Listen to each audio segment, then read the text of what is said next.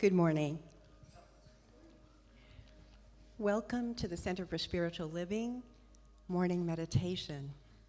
My name's Valerie Data, one of the licensed practitioners, and it's my pleasure to bring you the meditation this morning.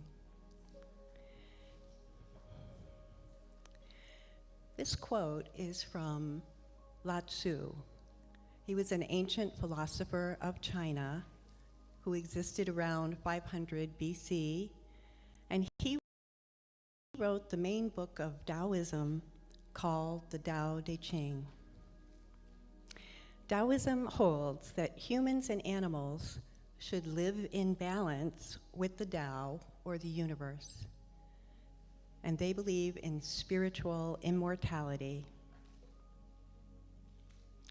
Things arise, and you let them come. Things disappear, and you let them go. You have and don't possess. You have and don't expect. So let's begin by centering yourself in your chair. Take a moment to make sure your spine is straight and relaxing your shoulders down, releasing any tension in your neck and upper back, breathing easily, settling in and placing your feet on the floor. Trusting your body and settling into a comfortable space. And when you are ready, gently close your eyes or gaze downward and begin to explore within, getting curious about your breath, about your body, tuning into the weight of gravity, simply noticing the muscles you're engaging and letting go of any muscles you do not need. Letting your breath be so soft and natural. Feeling expansion through the belly to the rib cage on every in-breath. And feeling release on every out-breath. If thoughts come and go, that's okay. Just let them. And return to your breath, relaxing more deeply within, sinking more deeply into relaxation, breathing softly in and breathing softly out.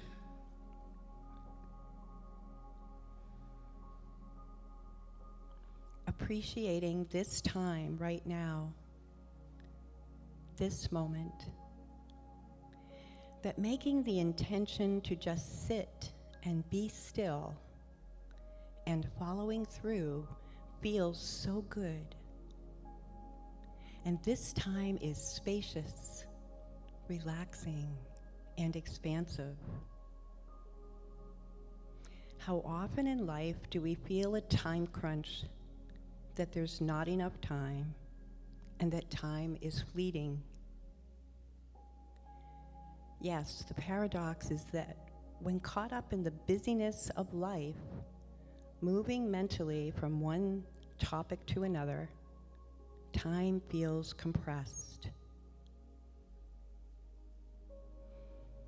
Breathe in and out, and in this moment, let gratitude fill your heart and spread throughout your being. I have all the time I need. Things arise and you let them come. Things disappear and you let them go. You have and don't possess. You have and don't expect.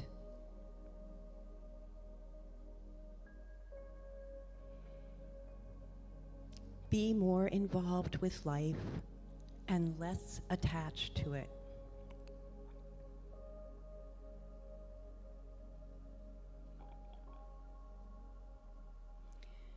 We can't identify ourselves with this world, with what we have and what we don't have, with what we do and what we don't do.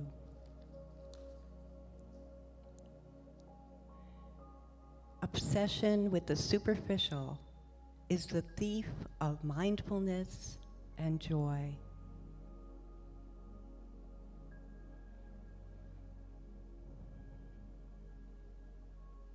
The more you are distracted, the more you lose the idea of who you really are and what truly matters.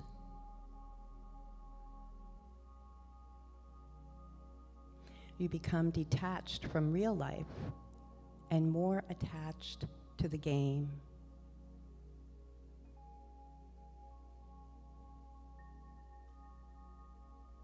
Don't try to win the world, because you will lose your soul.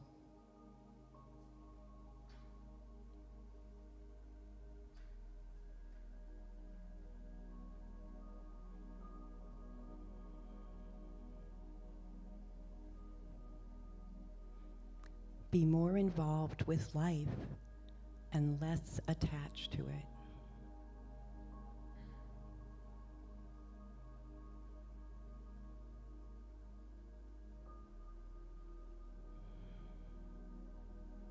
Things arise and you let them come. Things disappear and you let them go. You have and don't possess. You have and don't expect.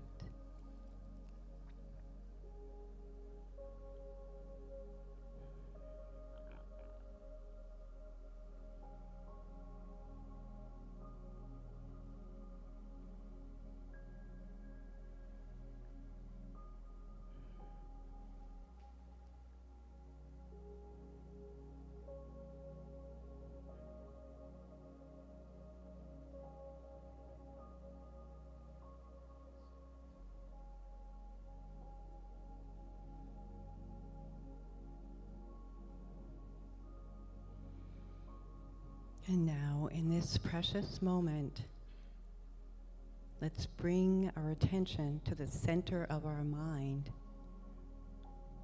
focusing your awareness there.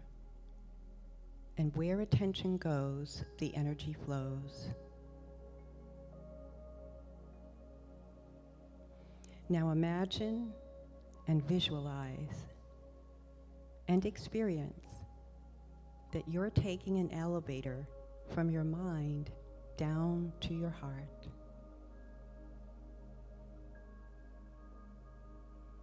Allow your attention to lower down, moving through your throat,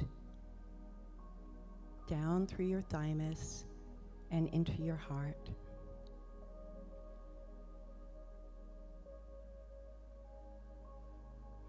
Focusing on the center of your chest, the very center of your awareness within. Look for a spark of golden light, a spark of rose gold light.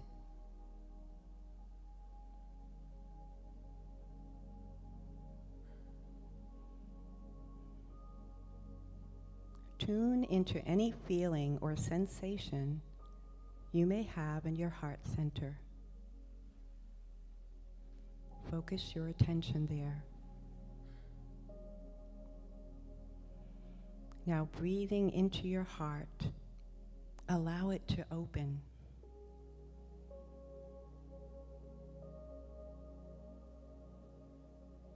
Exhale and let go. Release into the light. Release any tensions or feelings of not being enough or of not being able to connect. Let it go.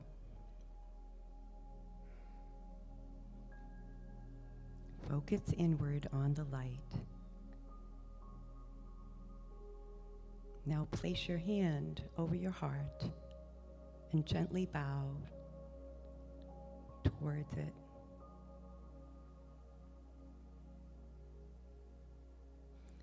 Repeat to yourself, I give myself permission to become my heart.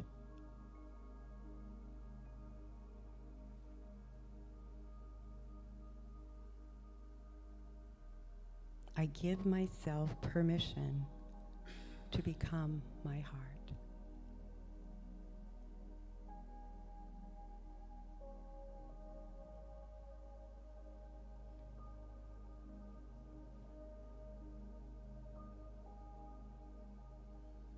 I give myself permission to become my heart.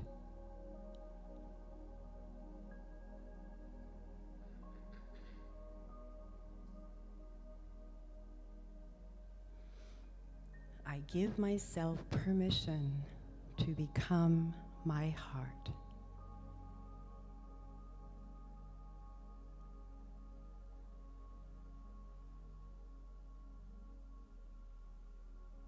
And feel that in your body. How has your body responded? Perhaps your heart opened a bit more.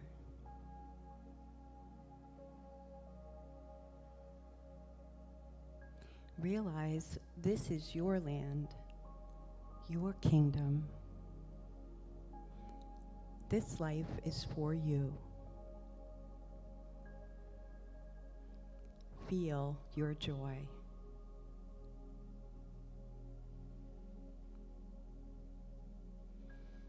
Now, ever so slowly, when you are ready, wiggle your toes and your fingers and open your eyes.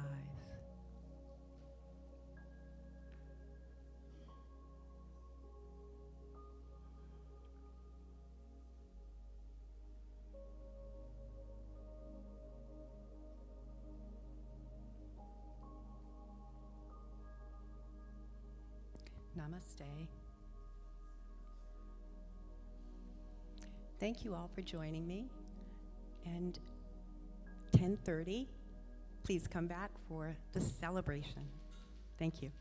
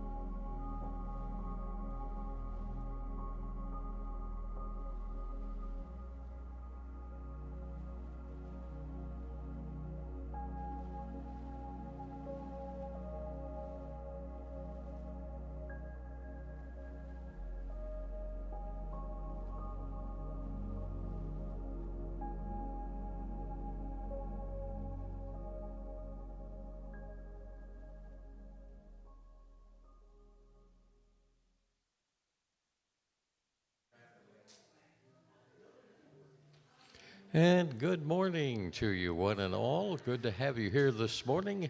I'm John Coriel, one of the practitioners here at the Center for Spiritual Living, where we're going to have a marvelous Sunday celebration. And we're going to kick it off with some great music right here and right now with the Big Love Band. Let's make them welcome. Good morning, family. No, it's a little foggy this morning, so we're gonna raise the vibration. These are core songs, and I know you know the words, so join in.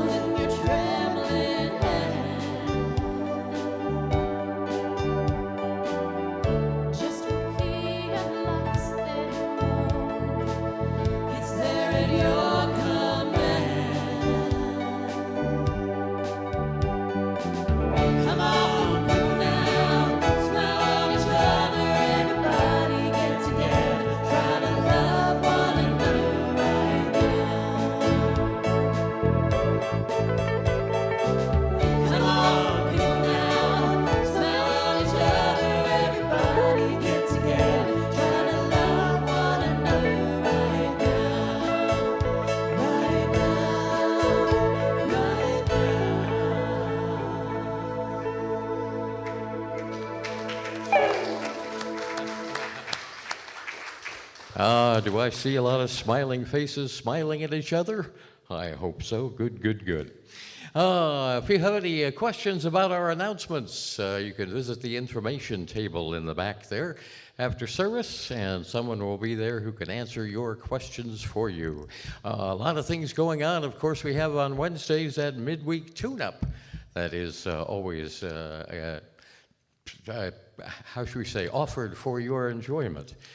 Miss Pam did that this past Wednesday. Marvelous gathering those are, there where they do some readings out of the Science of Mind magazine and some discussion. A marvelous, marvelous thing indeed. What else do we have going on here? Quite a lot of things. There is a billboard out on the one of the walls on the side if you go out to the left as you turn out here. And someone said to me, and I thought, boy, that's a marvelous idea, that you could just, if you see one of those flyers, there's several flyers up there on the wall, that you could take a picture of them, and that way take the information home with you. That's the easy way to do it. Keep forgetting about these marvelous electronic gizmos that we have here. What say we have some more music, shall we, from the wonderful, well, we've got, yes, I've got more to do. That was not up there. I need directions, what I need. Ernest Holmes, you heard his name before, I'm sure. He's the founder of our philosophy, and we teach the universal truths found in spiritual teachings, both traditional and contemporary. And you can visit our website, that's an easy way to do it, at cslcapecoral.org for more information and upcoming events. To submit a prayer request, you can do that, and to send us your comments too. And our thanks to Valerie Data, who is holding the high watch during our service over here. She is doing so in a meditative state and holding a high consciousness for us all. And so that keeps everything in a beautiful, beautifully flowing, easy and natural. Everything is beautiful. I like this song. Shall we hear it from the Big Love Band?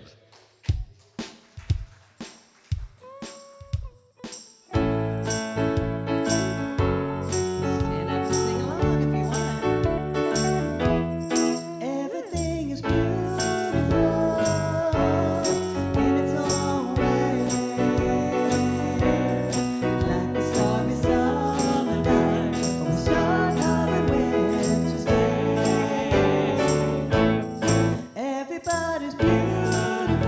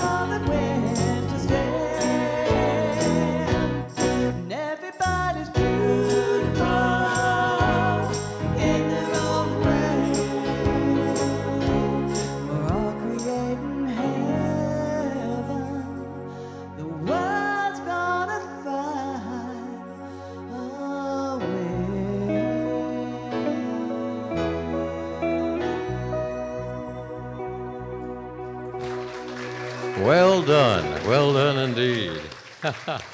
I like that. Everything is beautiful. And as you all are, if you want to remain standing there, because we're going to bestow a blessing upon each other as we do so here. And we can go with the words that are up there on the wall. Welcome to the Center for Spiritual Living. We know who you truly are. You are the spiritual image and likeness of God. We appreciate you, we love you, and we are thankful that you are here. Welcome to the center. Indeed. Good to have you all. And more good music from the Big Love Band. All right. So who here agrees to disagree? Oh, yeah. We actually found this song a few weeks ago, and please give a round of applause for Miss Colette, because she is very talented at just listening to the song and writing the chorus, because we could not find the music online. So I'm very grateful. And I think agree to disagree is a pretty good paradox, don't you think? So as you're listening to the words, or reading the words, kind of feel that, because I'm sure all of you will really relate to this song. It's a good song.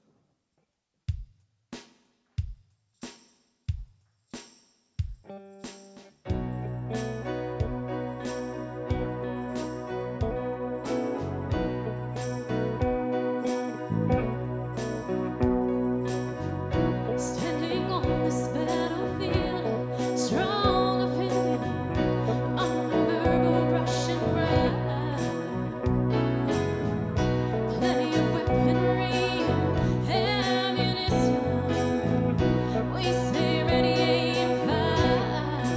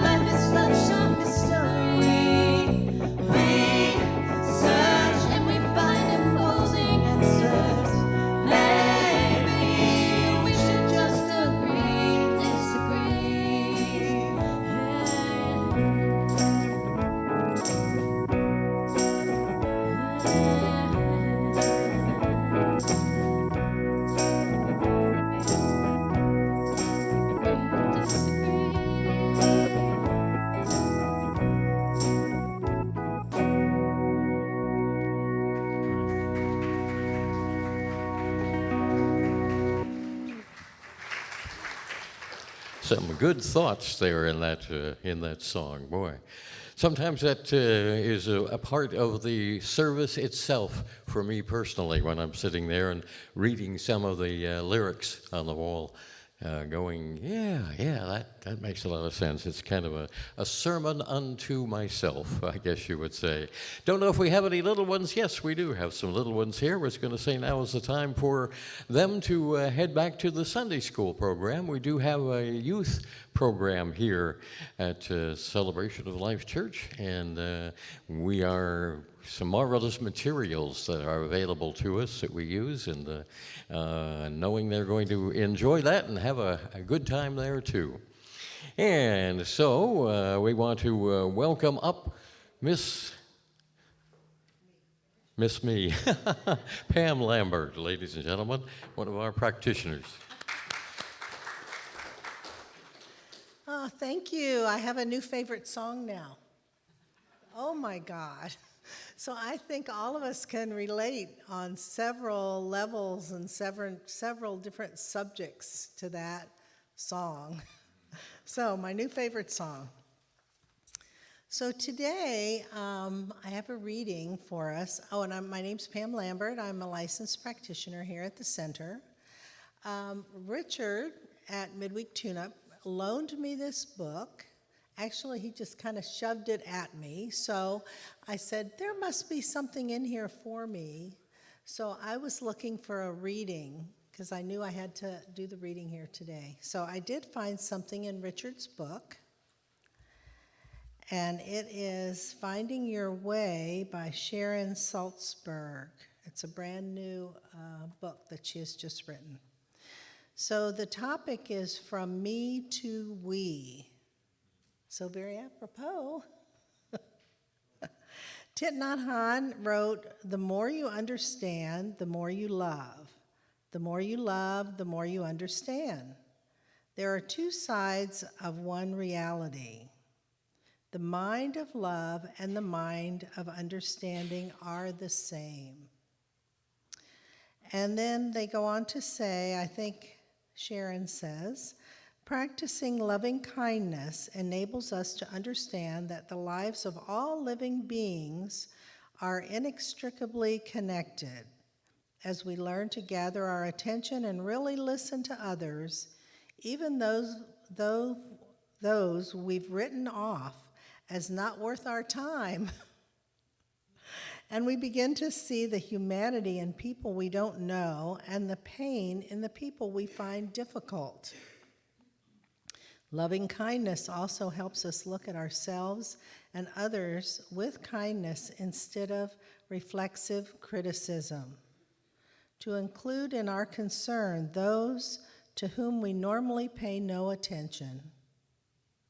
Focusing our attention on inclusion and caring creates powerful connections that challenge the idea of a rigid us-them world by offering a way to see everyone as us. So, that's very apropos for today and for what's going on. So I'll just take that into prayer, and if you'll just relax, sit back, and close the outer eyes.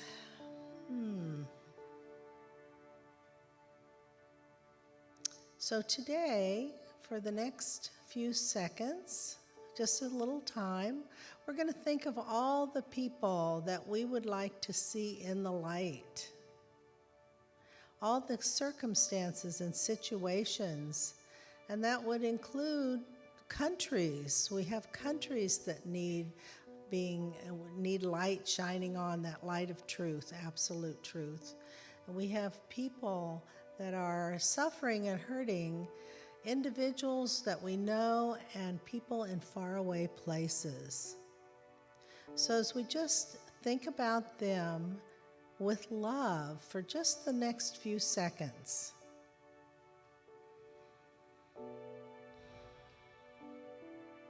Putting them in the light.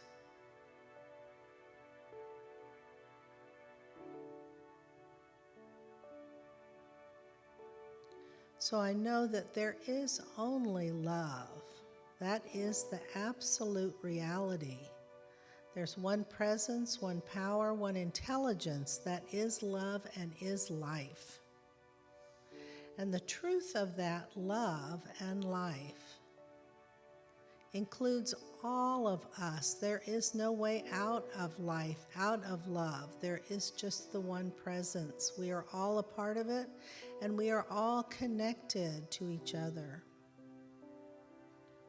And I know when I hurt others, I'm hurting myself because we have that connection. So I know the truth of spirit is love, life, health, happiness, abundance, joy, harmony. And that's the truth of our nature as well as spirit. So I know as this truth is revealed through each and every one of us, it has to start with us, that love is attained, peace is attained, joy and harmony is attained, that it starts with us. And so I just release my words into that law of mind, that law of fulfillment that always says yes when truth is spoken. I just let it be, and together we can say, and so it is. So thank you. And now we have a wonderful, well, his picture's up here, a wonderful guest speaker. We have Ron Frost. He's not new to any of us. He's what we call homegrown. And Ron took practitioner class. He always says from Shell Redfern, but I always include Emil Govro because he was an overachiever and took Prac 1 twice. 3 times? Did you? Okay. You got that. You got it yet?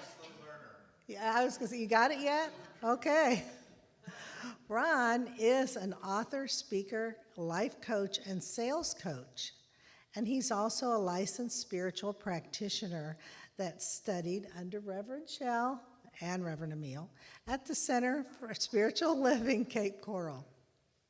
However, Ron does come to see us once in a while, but his license is now in Sarasota at the Cultural Coast, one of our sister centers.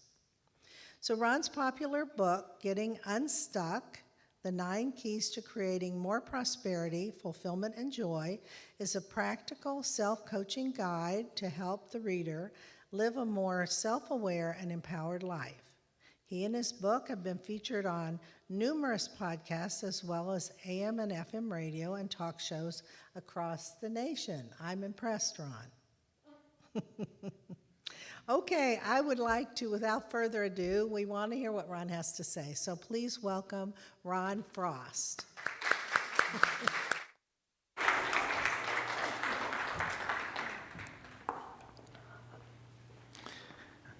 Thank you, Pam, for the wonderful introduction, even though I wrote it. The paradox is, it's all perfect. It's all, and you know what? I even forget sometimes what I write. So thank you so much. And one more time for the Big Love Band.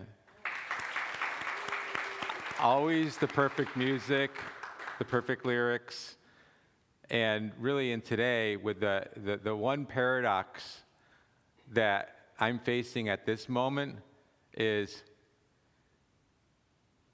the title of my speech is Embracing Paradox, and yet I forgot to tell everybody here at the center that I changed the title to this, because it was originally The Tyranny of the Or, and somehow the word tyranny just didn't resonate with me. And in a meditation, I came up with this idea of embracing paradox because I thought that would be totally cool, and I forgot to tell everybody. So it's all good, it's all perfect, it's all aligned.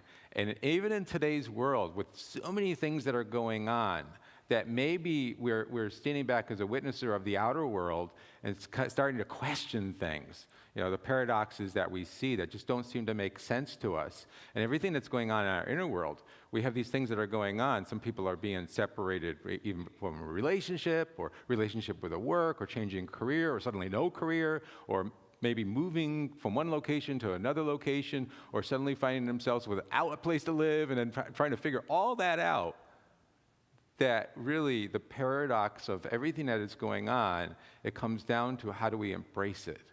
Because paradoxes have existed in the past, they exist today, and they will continue to exist in the future. And it comes to the understanding of what is the best way that we can lovingly embrace, understand, and integrate and evolve through this thing that we know as paradoxes, things that happen in our life that maybe shake us up and wake us up at a deep core level. And so embracing was the word that just kind of came to my mind. And I've been putting into practice these basic 4 concepts of how to best embrace anything, whether you're embracing change, whether you're embracing paradox, whether you're embracing something that's going on in your life, or trying to just rationalize what's going on in the world. Because I believe today we are seeing an evolution of a greater sense of light being present on this planet, but at the same time, we're also seeing a greater sense of darkness. And it is as if you suddenly turned on the light in the room, you would realize that there was dirt on the floor. Or if you open up the window, and if you've ever seen light come in and you suddenly realize, oh, I need to dust. The light shines so brightly that it makes apparent the dark shadows. The dirt was always there. The dust was always there. But it's became illuminated, and it's our consciousness that can shift that. And it's really shifted from within. Because it's not something that we can go out there and change. It's more of the raising of the consciousness within ourselves. And to be able to embrace paradox is really one of the best things that we can do as a person that is evolving within our own life, but also evolving within the world. Because we're all part of that divine matrix of the universe. We're intricately plugged in, and everything that changes within us changes the outer world. So to embrace paradox, number 1, I have a practice I put into place is called to be open. To be open. To be open at the top, like Ernest Holmes says. And number 2 is to let go. Sometimes we just kind of need to let go of something that may not be working for us anymore. And the third one is to come from a higher awareness. Because if we can be open and we can let go, if we can shift ourselves to a higher awareness and looking at things perhaps maybe a little differently, what would love do in this situation? And the last one is to have compassionate understanding. Because as the song says, everything is beautiful, or everyone is beautiful in their own way. And that even when we're in our own mind of unraveling paradoxes, it's not our decision to try to have to change the other person. And I've been there. I've always trying to, get everybody to think the way I am. But the truth is, we can compassionately understand everybody as a spiritual being, and they're in their own journey, in their own place, and it's all perfect. And everything is beautiful in its own way. So being open is sometimes, it's kind of like realizing that you have to do some things different. Realizing that maybe it's a different thought, a different idea, something that you're open to seeing, even though it may not have been the thing you've been told. And sometimes the change is uncomfortable too. It's not, when you meet something that is something you've never done before, never believed before, wasn't working the way you thought it was going to work, you're busting up against sometimes your own inner comfort zone, and yet to be able to embrace that is part of the embracing of change. And I relate this to a situation where my daughter's dog got loose. I know last time I was here, some of you may not have been here, but I had an invasion of 2 more dogs. We have 3 dogs, 3 cats. We had 2, now we have 3. And my daughter came down, and she actually brought Axel and Cooper. And I had them displayed up here, and it was wonderful just to have these extra animals in the house. And Ashley told me, Dad, whatever you do, don't let Cooper out. He's an escape artist, and if he gets out, you're never going to be able to get him back. Well, after leaving here and going back, I forget, Somehow I walked up, I opened the door, no adults were home, and all of a sudden a flash. Guess who it was? Cooper. It was Cooper. Now, what would you do? I shut the door so no other dogs could get out.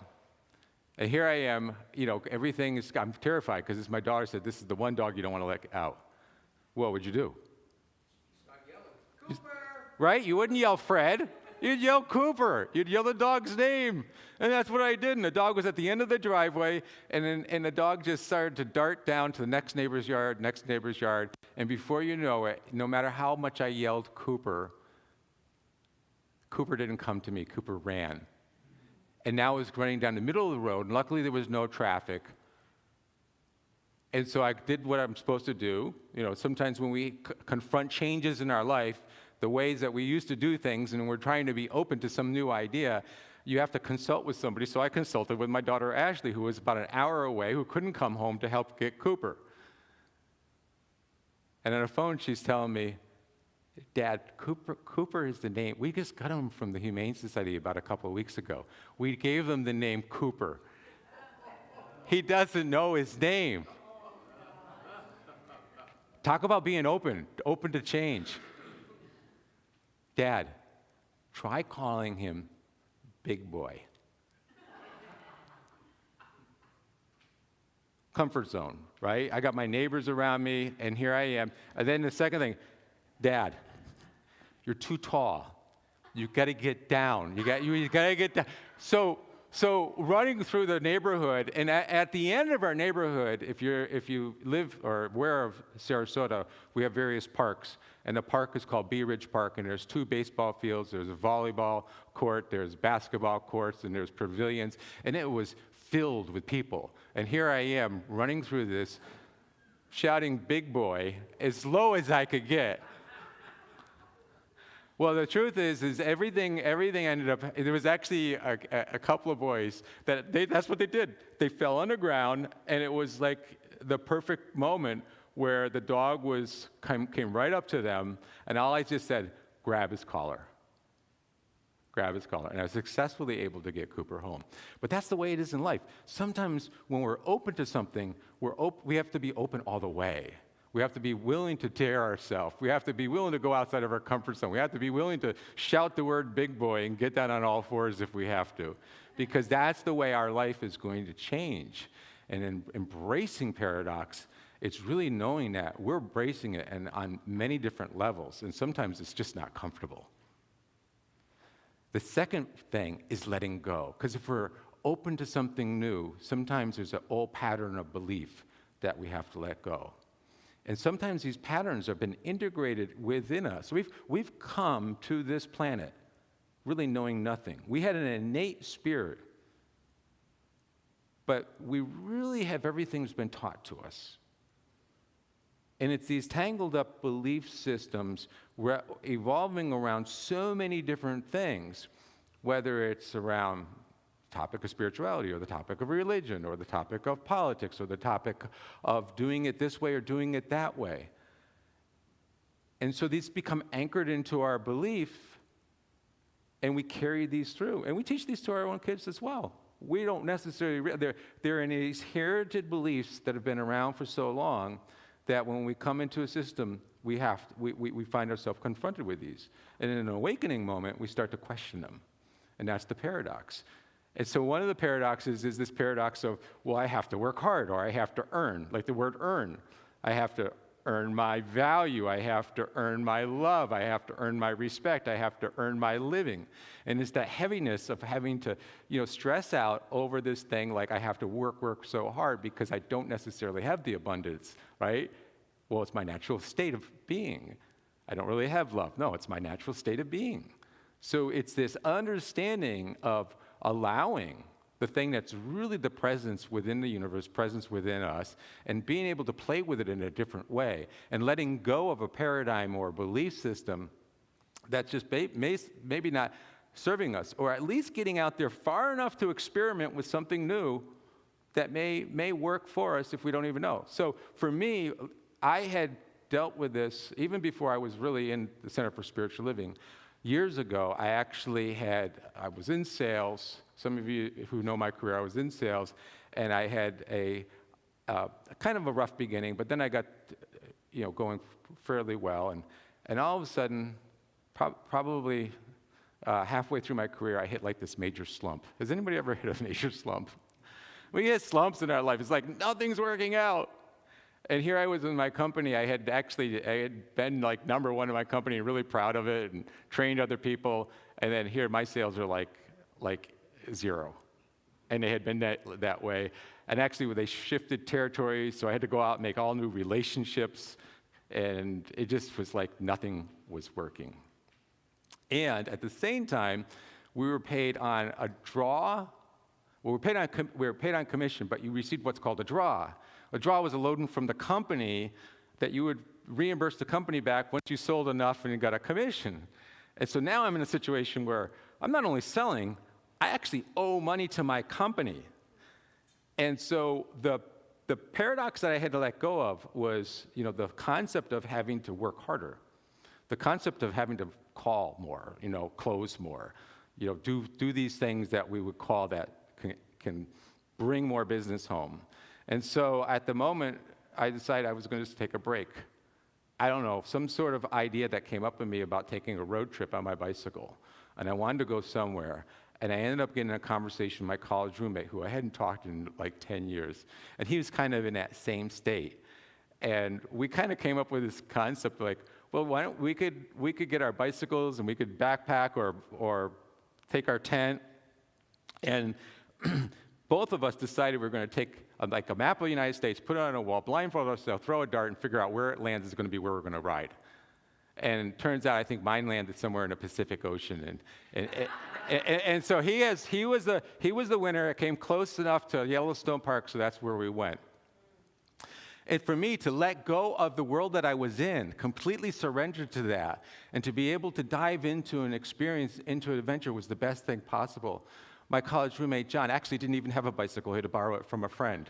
We had to put them in cardboard boxes and get plane tickets out to Jackson Hole Airport and figure our way out of reassembling these bikes and getting down to the only campground in Jackson Hole. And then we met so many wonderful people. It was an adventure of a lifetime. We hiked the Middle Teton. We rode our bikes all around Yellowstone. We had vistas. We had geysers. We had hot springs. There's a tremendous amount of wildlife if you've ever been there. The conversations, the people we meet, the conversations around campfires. This is a longing memory that I've had still to this day, and it was an adventure of a lifetime. Even on skinny little tires coming over the Continental Divide in an ice storm and trying to figure out your way out as you come around a corner and there's like a herd of buffalo coming across. Or cycling down paths and realizing that you just passed something called a rattlesnake just inches from your bike. Everything was adventurous, even down to the point of one time when we had this storm that came in. We rode through it, but we got to our campsite and we're like drenched wet, all our clothes, everything was like a total mess. And we decided to hitchhike. We talked to a couple people who gave us a ride outside of Yellowstone Park to West Yellowstone, Montana. If you've ever been there, it's like going back into the West. They still got dirt roads and they tie their horses up to saloons. It's like going back in time, only to try to find the only one laundromat that's in the middle of Yellowstone, West Yellowstone, Montana, and have a couple of people come up to us and invite us to a cowboy wedding. Not stereotyping, but they were wearing cowboy hats, cowboy boots, and Levi's, and some of the women were too. So, and here we are, John and Ron, in the middle of this, still drenched wet, wearing our spandex bike suits. You can't make this stuff even if you tried. Everything and letting go came back to the experience of a lifetime. And it's when I finally got back to the office, I realized I actually had everything had gone back to like, my debt was paid off, so I didn't owe the company anymore.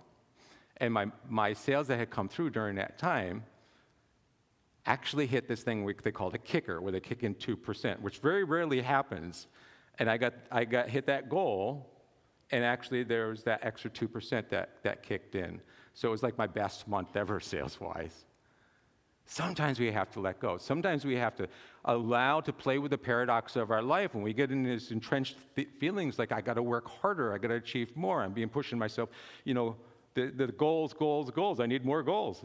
Sometimes we need to let go, we need to celebrate, we need to take that adventure of life. And think about it. What is the adventure in your life that you've been putting off? What is the ingrained thinking pattern of the thing that you may have to let go? Where do you have to take that magical footstep into the unknown, knowing that the universe will create the earth beneath you, the ideas that are within you that you wish to bring out into the world?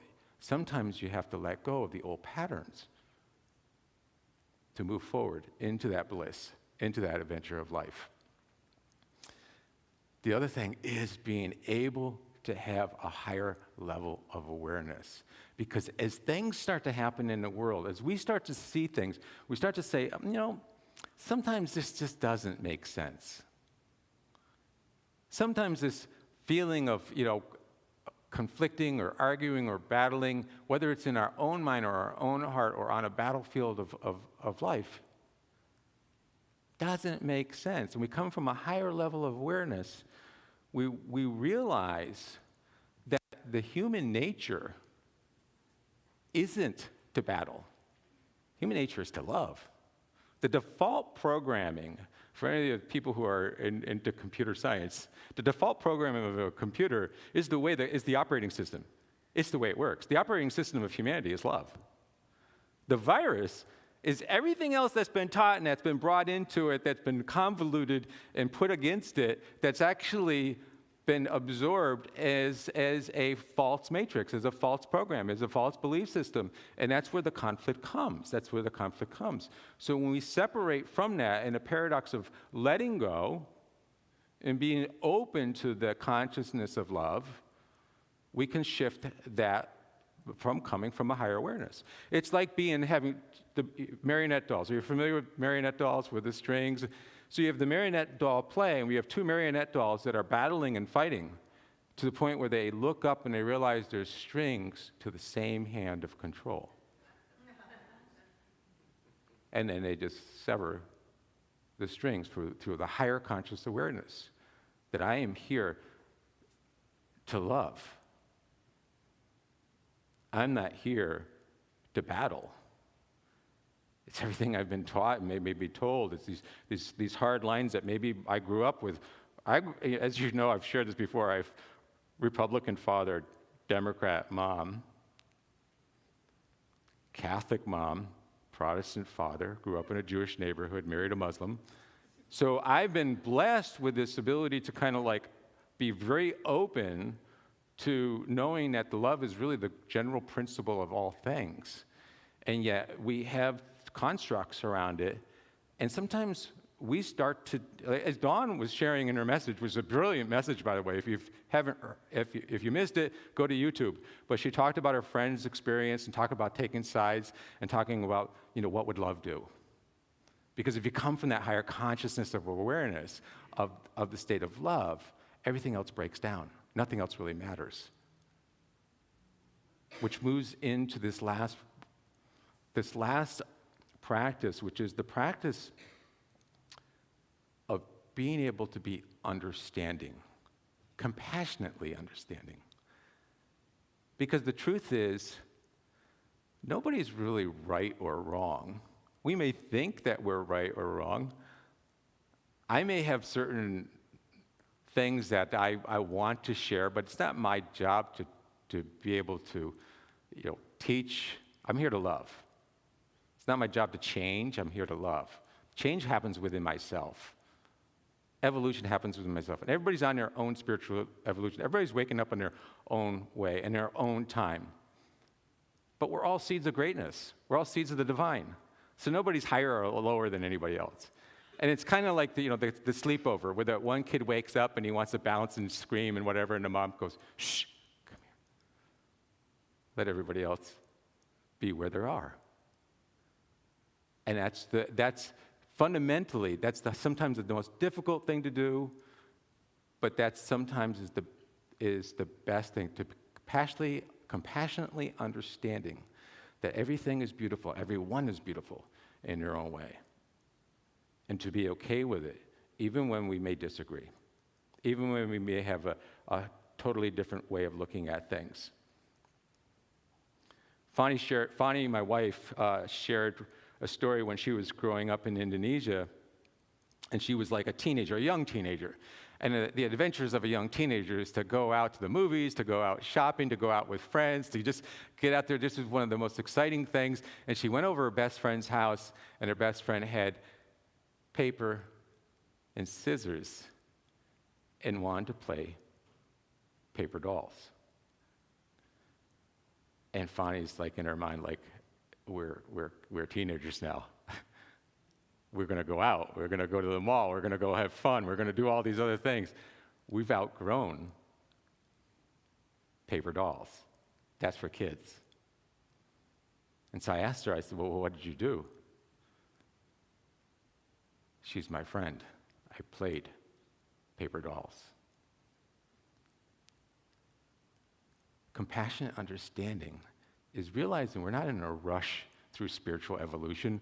We can be conscious of where everybody is. We can love them where they are. We can love the world where it is, because it really is that seed of love that changes everything. It's being, as Ernest Holmes says, for something but against nothing. And sometimes we become so strong in our for that we develop an against. All throughout Sarasota, there's these signs against hate. And I looked at it and I like, oh, I did a double take. I said, well, isn't that being hating hate?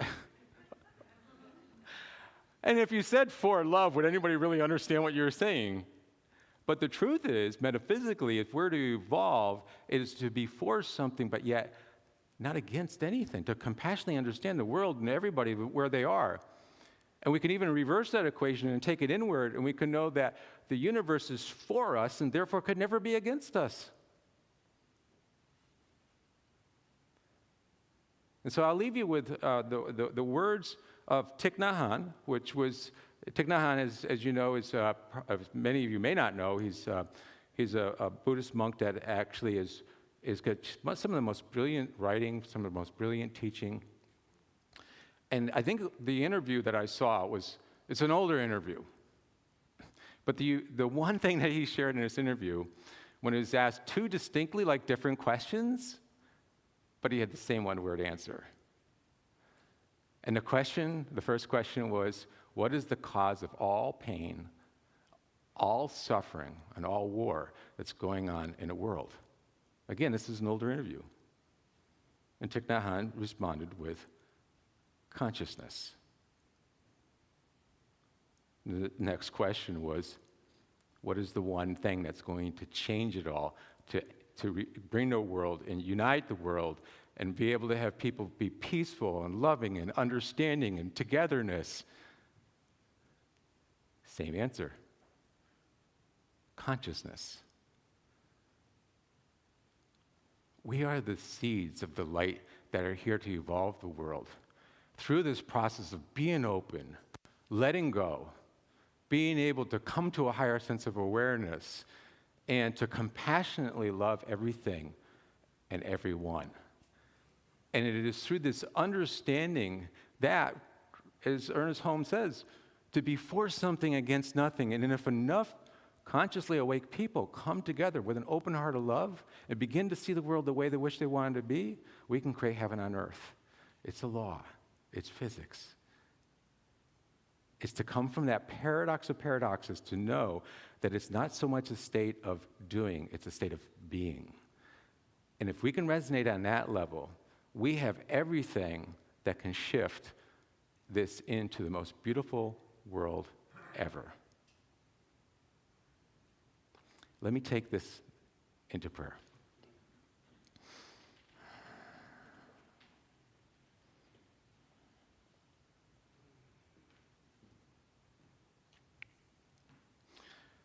As I realize this truth that everything is beautiful, that there is this divine essence, this beauty, this light, this love that surrounds, that exists, that lives within the presence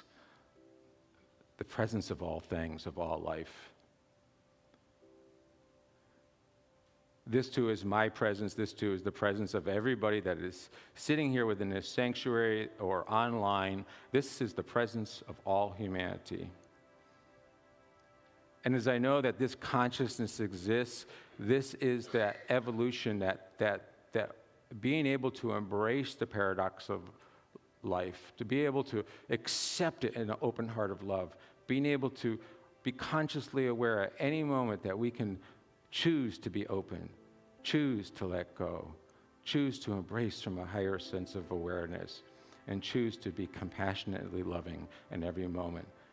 These are the seeds of love. These are the seeds of light. This is the seeds of the higher level of consciousness that's being birthed into this community right here and right now. I surrender this prayer. And so it is. Thank you.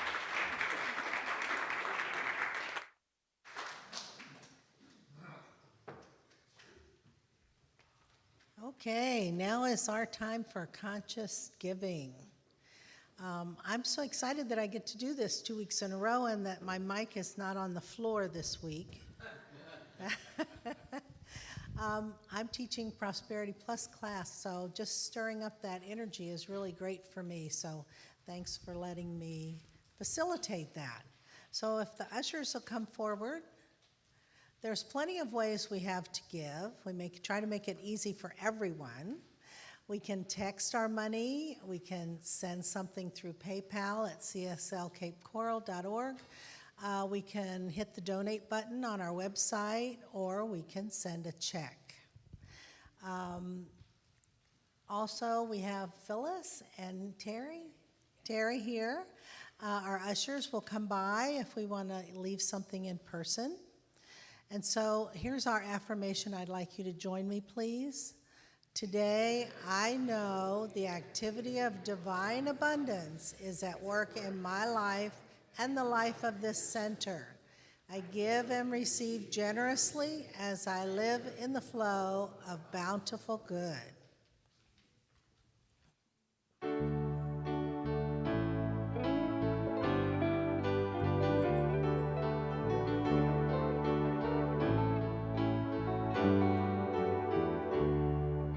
Standing as one in the presence of power, standing where others have stood.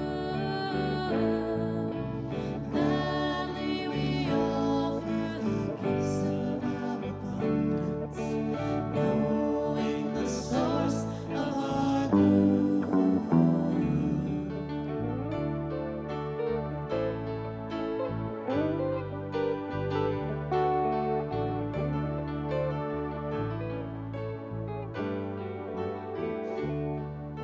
Standing as one in the presence of power, standing where others have stood.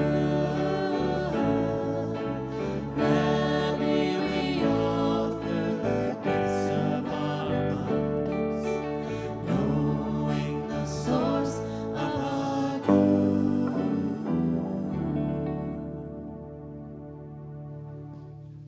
Okay, thank you, ladies. You didn't let me put my money in. Thank you. So we know that as we just bless the giver and bless the gifts, that we know all, because we believe in the law of circulation, is returned to us, pressed down and overflowing. And that includes us as individuals, and it includes our center. So I know that money, too, is God, and it is all good.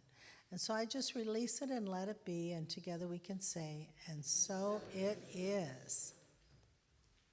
And today I think I get to finish up. I didn't do that last week.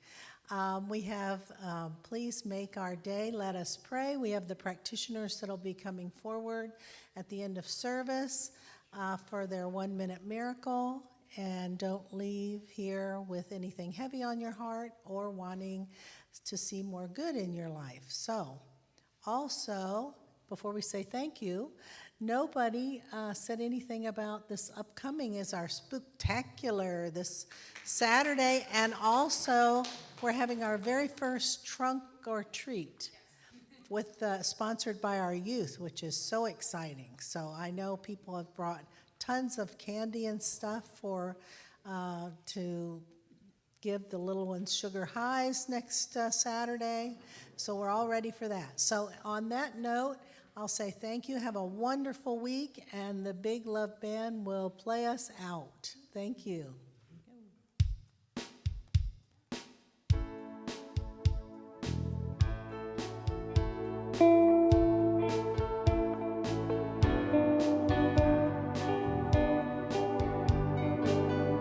If you hear the song we sing,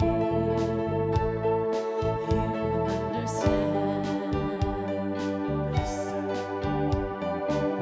You hold the key to love and fear, holding your trembling hand. Just one key unlocks them both. Is there in your command? Come on, people now, smile on each other, everybody get together, try to love one another right now. Come on, people now, smile on each other, everybody get together, try to love one another right now, right now.